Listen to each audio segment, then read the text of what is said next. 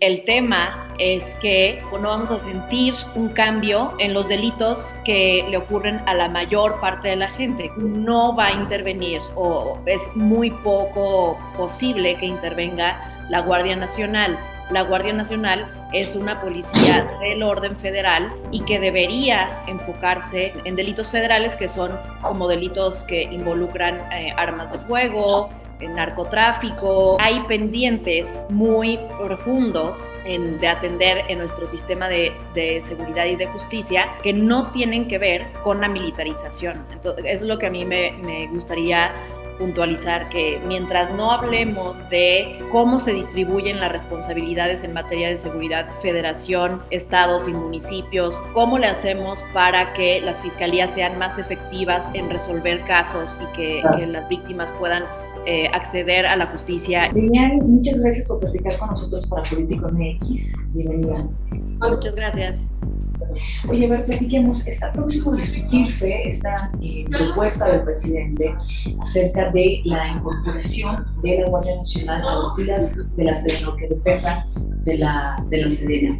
Se va a discutir, eso está previsto el día de mañana. Por favor, danos tus puntos de vista acerca de lo que has analizado, que lo hemos visto en las redes sociales, acerca de lo que realmente propone el presidente y qué hay detrás de esto, y en cuanto a ley también, qué es lo que nos abarca.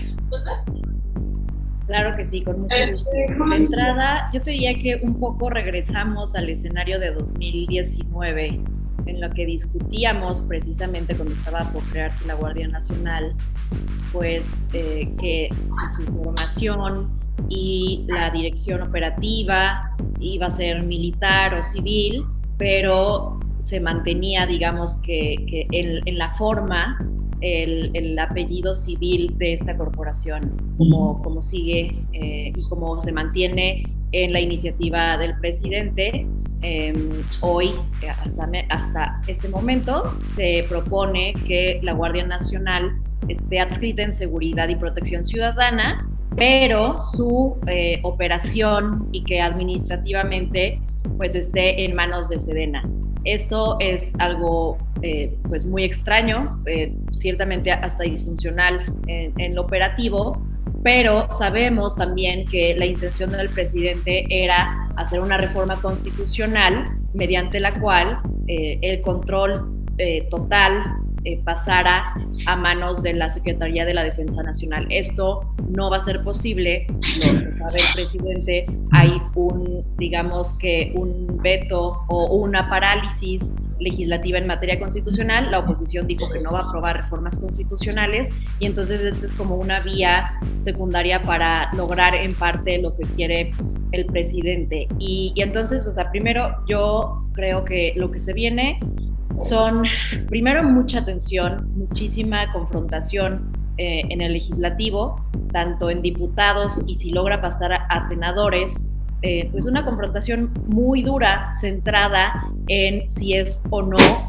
todavía la Guardia Nacional una institución civil, como lo marca la Constitución que debe de ser. Actualmente las instituciones de seguridad pública, como lo señala la Constitución, deben de ser de naturaleza civil. En este caso, el presidente quiere que la dirección operativa esté en la Secretaría de la Defensa Nacional. Entonces, la verdad es que en los hechos no se puede hablar de una institución civil. Esto va a traer, creo yo también, una controversia. Yo creo que de aprobarse, en el caso de que se apruebe en el Senado de la República esta iniciativa, pues va a generar que algún grupo parlamentario u otra institución pues presente una controversia constitucional, y esto nos va a llevar a una incertidumbre jurídica por parte de funciones de los integrantes de la Guardia Nacional. Me parece que no es conveniente. Y por último, creo que se desatienden y hace que la discusión y genera confrontación en torno a un tema que no va a alcanzar a resolver nuestros problemas de seguridad, como no lo ha hecho desde hace casi 15 años que intervienen las Fuerzas Armadas en cuestiones de seguridad pública. Podemos decir que hoy no tenemos un país menos violento que hace 10 años. Esto quiere decir que no, el tema de la participación del ejército en general en cuestiones de seguridad pública no ha traído como resultado pues, menos homicidios realmente. Tenemos hoy una tasa más alta que en 2011, que fue el año más violento del sexenio que encabezó Felipe Calderón y que detonó mucho de estas intervenciones. Para la gente que no es experta en decretos, en lo que dice de puño y letra y punto y coma la Constitución, o los cimientos a lo mejor de ciertas instituciones, ¿cómo lo vamos a ver reflejado nosotros? De ser aceptado eso, ¿qué cambio es el que vamos a ver? Es decir, ¿vamos a ver una Guardia Nacional muy presente en las calles o solamente, qué es lo que pretende el presidente y cómo lo veríamos, Lilian? Pues mira, yo creo que esa es una pregunta muy importante. El despliegue no va a cambiar, sobre todo en ciudades como la Ciudad de México. Yo sé que ahorita nos están escuchando personas de todo el país, pero normalmente las ciudades que no tienen problemas de muy alta violencia, pues no es que vayamos a ver ya una mayor presencia de la Guardia Nacional o de las Fuerzas Armadas en las calles. Eso no va a ocurrir. Y el tema es que pues no vamos a ver tampoco, no vamos a sentir es un cambio en los delitos que le ocurren a la mayor parte de la gente, que son robos en el transporte público, robo a casa habitación, porque en ese, digamos que en ese área de problemas o en ese nivel de problemas de delincuencia, pues no va a intervenir o es muy poco posible que intervenga la Guardia Nacional. La Guardia Nacional es una policía del orden federal, una institución del orden federal, y que debería enfocarse en delitos federales, que son como delitos que involucran armas de fuego, narcotráfico, estos otros delitos que se concentran en puntos muy específicos del país. Entonces, a mí justamente el problema me parece que vamos a enfrascarnos en una discusión muy intensa, muy grande, y que al final no se va a traducir en que te roben menos cuando vas a tu trabajo, en el transporte público, en la ruta del camión, en el metro. No va a reducir el tema de acoso sexual en la calle contra las mujeres. Eso no va a pasar porque ese no es el ámbito de intervención de una policía del orden federal. Entonces, yo creo que eso es un tema muy importante a señalar. Y lo otro, también es cierto que cuando se insiste tanto en que los militares no deben hacer funciones policiales, esto a mí me gusta como ejemplificar por cuáles son las diferencias, o sea, por qué un policía tiene ciertas capacidades que los militares no y viceversa. Sí. Por ejemplo, un policía que se dedica, un policía municipal o estatal, pues la mayor parte de su trabajo, a diferencia de lo que podemos creer, es, por ejemplo, mediar conflictos que no involucran un delito, conflictos vecinales. A cualquiera nos ha pasado que el vecino deja su basura en el lugar que no corresponde o su vehículo está estacionado en nuestra entrada, etcétera. Y esos son los temas que ocupan la mayor parte del tiempo de la policía. O temas como hay personas consumiendo alcohol en la vía pública, y entonces ese es el trabajo que tiene que hacer la policía. Y claro que tiene mucho que mejorar, pero ese no es el tipo de actividades para los que están formados los militares, ni siquiera los integrantes de la Guardia Nacional.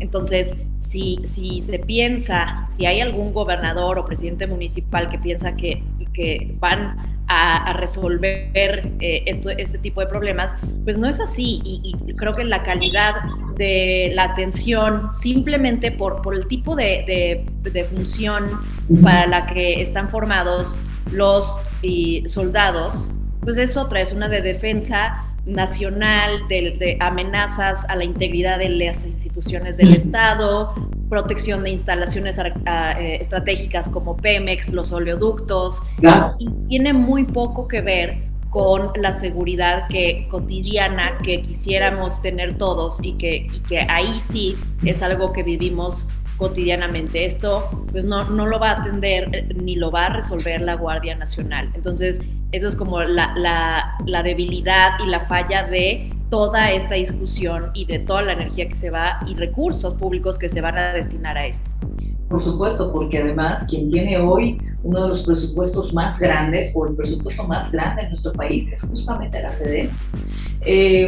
Y además, si le vamos a estar entregando ahora el recurso también u otros más recursos en este tema de entregar responsabilidades al aeropuerto, ya construcciones importantes del gobierno, pues estamos hablando que también se presta a pequeños recursos que se suman y que ahí se pierde el control también en cuanto al ingreso. Esta semana, si no recuerdo mal, El Universal publicó los resultados de una encuesta que le hicieron a la población. Y la población dice, yo me siento más seguro con un militar que con un policía. Pero a ver, seamos honestos, no siempre la voz del pueblo, nosotros no siempre sabemos lo que es mejor para nosotros, definitivamente. ¿Tú qué piensas de estos resultados?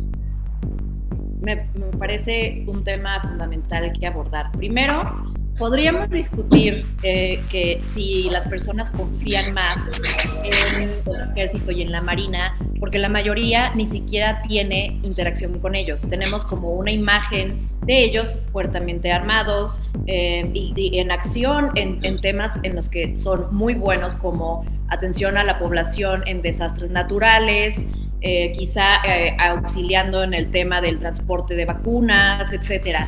En esto, pues esa es la imagen que tiene y así se construye la percepción de la población de las Fuerzas Armadas y está muy bien. El tema es que, ¿qué va a pasar cuando si se convierten y si la intención es convertirlos en policías que estén cuidando las calles, que estén en todas las esquinas? Entonces esa interacción pues va a sufrir pues los roces que tiene la interacción de cualquier policía que está en la esquina con los vecinos. Eso me parece que es parte de un proceso normal. En World Justice Project en 2016, en una encuesta que se hizo a población general, justamente encontramos que la mayoría de las personas no tiene ninguna interacción con policías, con militares y con marinos, y que en al menos 7 de cada 10 llamadas de emergencia, la autoridad quien atiende a la persona que está llamando y acude personalmente es un policía local, un policía municipal. Entonces es mucho más fácil que la interacción cotidiana desgaste este tema de confianza y de pues sí, esta calidad de la relación entre ciudadano y autoridad y pues yo creo que eso se podría esperar si se le pone al ejército en esas funciones que la verdad es que no, actualmente, legalmente y formativamente no le corresponden. Y eso por un lado. También yo no me quedaría en el terreno, o sea, podemos...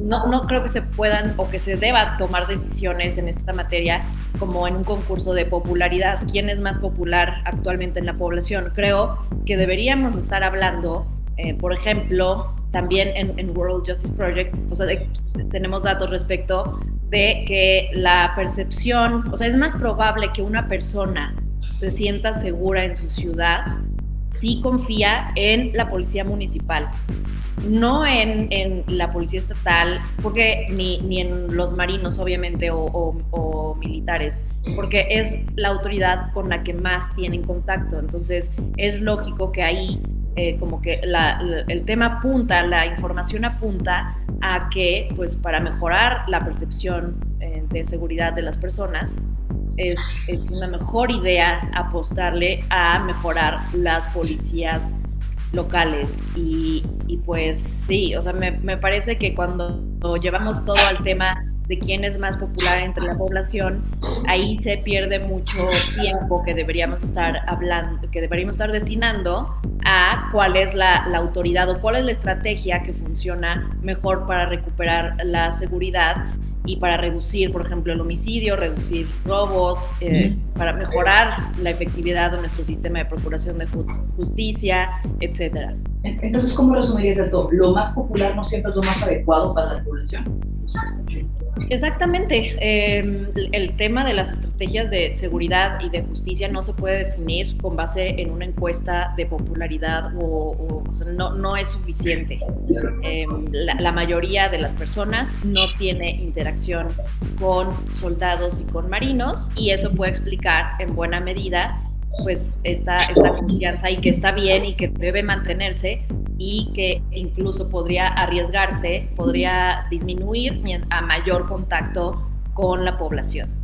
Ahora, dos puntos importantes. ¿Cómo deja paradas esta iniciativa y en qué situación las deja a las policías estatales, a las policías municipales, a las policías locales? Es decir, ellos en ningún momento entran en esta ecuación, pareciera que no están haciendo bien las cosas, entonces hay que ahora desplazarlos, ¿no? ¿Cómo los deja a ellos? Y dos, ¿por qué no es una garantía, o más bien, cómo anda el ejército en el historial en cuanto a denuncias por derechos humanos? ¿Qué ha pasado con las zonas en donde se ha focalizado el actuar del ejército? A ver, sobre la pregunta de dónde quedan las policías locales, yo creo que, y eso es como un poco, ha sido mi postura desde 2019 que se aprobó esta Guardia Nacional en los hechos militarizada, es que pues las policías locales, las estatales y las municipales tienen su propio orden, su propio ámbito de acción, que es, como te decía, la delincuencia común, los problemas de convivencia ciudadana y las faltas administrativas, que son un gran problema y que pueden, si no se atienden, pueden afectar la seguridad ciudadana y nuestra calidad de vida. Y esa obligación debe mantenerse, y creo que los estados y los municipios también deben de asumir su responsabilidad. Muchos han abandonado esta responsabilidad porque cada vez que hay un problema de homicidio muy alto en su ciudad, entonces esperan a que la federación envíe a el personal de la Guardia Nacional antes de la Policía Federal. Ocurría exactamente lo mismo, y finalmente queda el pendiente de construir y de formar policías que no solamente reaccionen, sino que estén a la altura para atender a las víctimas del delito, y también para que contribuyan a la resolución de los crímenes y que no queden en la impunidad. Entonces, por un lado, yo te diría esto, y también me parece que es muy desafortunado en la iniciativa, digamos que en la justificación, en la exposición de motivos de la iniciativa, se hace una referencia muy desafortunada, creo yo, a la inexistencia de personal honesto y capaz en las instituciones de seguridad pública. Se referían entonces a la Policía Federal, y que ante ello, entonces los militares y la Secretaría de la Defensa tiene que intervenir en su lugar. Me parece que es injusto hacer una valoración así respecto de personas que incluso perdieron la vida cuando existía la Policía Federal en cumplimiento de su labor.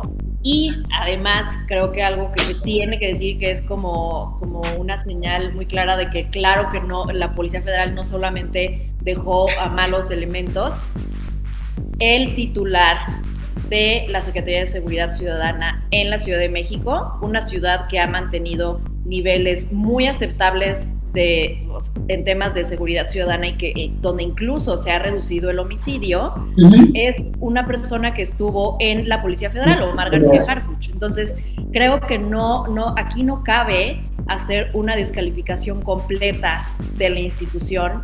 Entiendo que es un mensaje político, pero hay muchas contradicciones, porque es uno de los mejores secretarios de seguridad que se tienen en el país, y su origen y parte de su formación en materia de seguridad pública viene de la Policía Federal. Entonces, sí creo que apostarle a la mera confrontación, a la descalificación de las instituciones del pasado, que por supuesto eran perfectibles como lo son hoy, pues no construye y no puede contribuir a que busquemos soluciones reales y sostenibles para pacificar el país.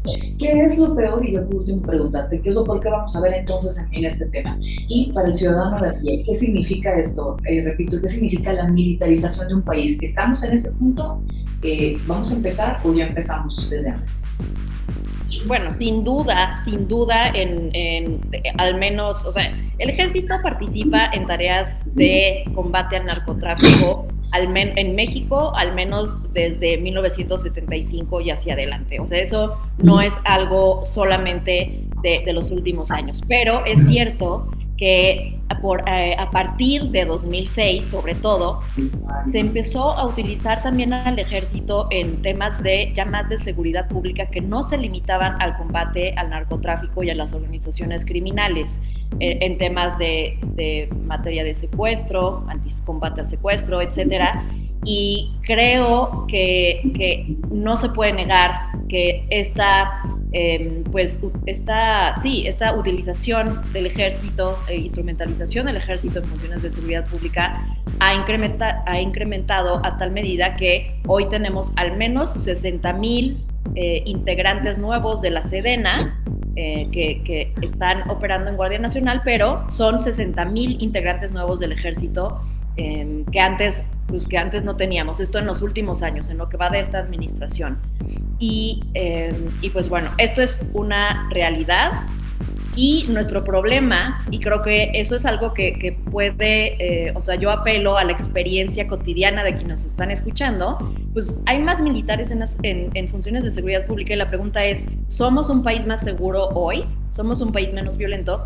Los hechos muestran que no, y que la calidad de la justicia, que los niveles de impunidad son exactamente los mismos que hace más de 10 años. Entonces, hay algo que, aunque hablemos, o sea, aunque tu público va a escuchar en las próximas semanas mucho sobre militarizar o no, pues va a haber, hay pendientes muy profundos de atender en nuestro sistema de seguridad y de justicia que no tienen que ver con la militarización. Entonces, es lo que a mí me gustaría puntualizar, que mientras no hablemos de cómo se distribuyen las responsabilidades en materia de seguridad, federación, estados y municipios, cómo le hacemos para que las fiscalías sean más efectivas en resolver casos y que las víctimas puedan acceder a la justicia y que se identifique a los perpetradores de delitos, pues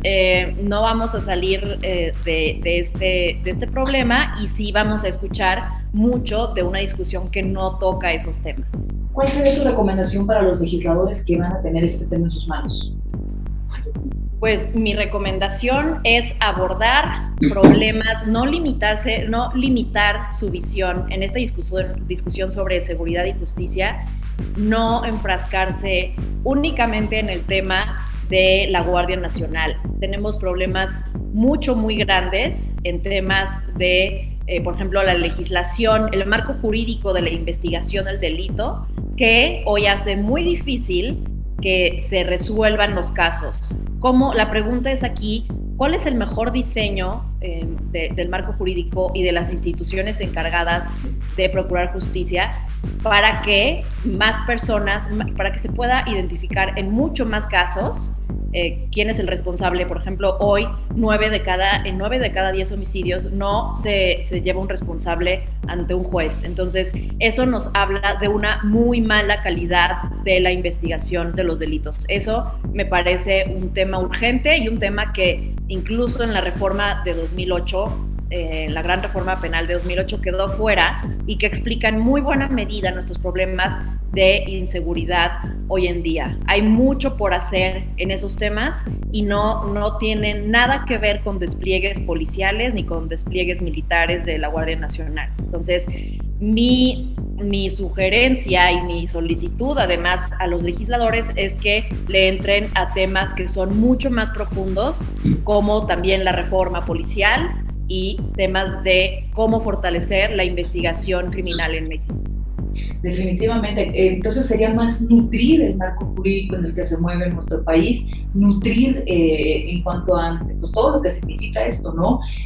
Capacitaciones, sensibilizar al personal desde que llegas y pones una demanda, por ahí va entonces tu recomendación. Exacto, incluso el tema de pues, todos sabemos y creo que ya estamos resignados a ello, lo difícil que es poner o presentar una denuncia ante el Ministerio Público. Todo eso tiene que ver con las reglas que nos pusimos pues para la denuncia. Seguimos con un marco jurídico muy formalista que, por ejemplo, quizá la mayoría de las personas no sabe que hoy, desde 2008, la policía tiene la obligación de recibir denuncias. No debería uno tener que trasladarse al Ministerio Público, ni te pueden exigir la ratificación de la denuncia. O sea, hay muchas cosas que deben de cambiar porque hoy el sistema funciona para disuadir la denuncia. ¿Por qué? Porque pues, medimos la eficacia del sistema en número de carpetas de investigación iniciadas. Entonces, eso hace que nadie tenga incentivos para recibir denuncias. Al contrario, o sea, si yo permito que una víctima ponga su denuncia, pues es un número que me va a afectar en mi evaluación. Entonces, tenemos hoy un sistema que incluso pues está diseñado o que opera para hacer que la víctima invierta más de 4 horas en poner su denuncia. Nadie quiere eso, no funciona y además se le culpa si no se somete a todo ese embrollo burocrático. Tenemos un sistema hiper burocrático todavía que, o sea, lo que pensamos que había cambiado con la reforma penal de 2008, estas columnas de papel, pues tener como paredes de papel, básicamente, que son los expedientes de los casos, eso supuestamente ya no debería de existir, pero hay muchos resabios del viejo sistema que siguen operando.